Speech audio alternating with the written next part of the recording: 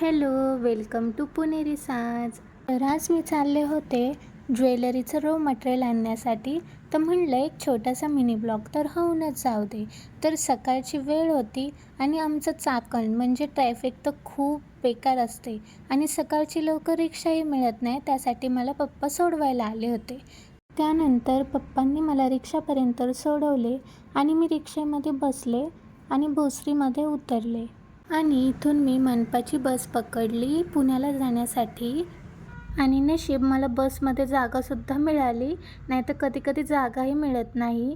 त्यानंतर मी मनपाच्या बस स्टॉपला उतरले महानगरपालिकेपाशी, तुम्ही बघू शकता. त्यानंतर मी तिथून पुढे चालतच चालले होते, कारण आज माझा चालत जायचाच विचार होता. कारण खूप छान वातावरण होतं, थंडगार, ऊनही नव्हतं आणि सकाळी सकाळी मस्त फ्रेश वाटत होतं. त्यानंतर मी आले इथे शनिवार वाड्यापाशी, आपल्या महाराजांचा वाडा. त्यापुढे मी परत चालत निघाले आणि असं कधी होणारच नाही की मी पुण्यात आले आणि बाप्पाचं दर्शन घेतलं नाही.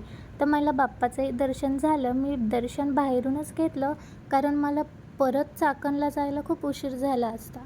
त्यानंतर मी लक्ष्मीनारायण मार्केटला आले.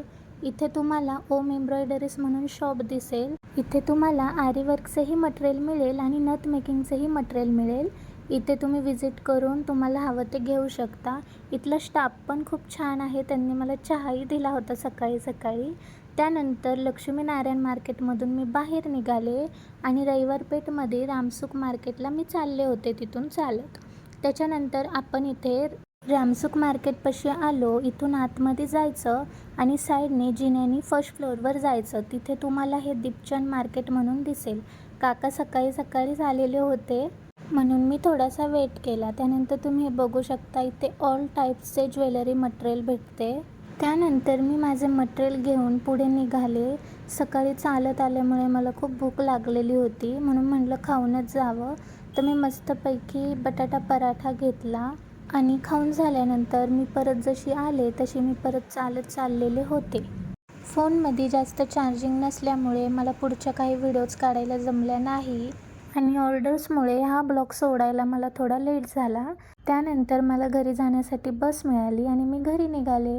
हा छोटासा मिनी ब्लॉग तुम्हाला कसा वाटला नक्की कमेंटमध्ये सांगा. थँक्यू.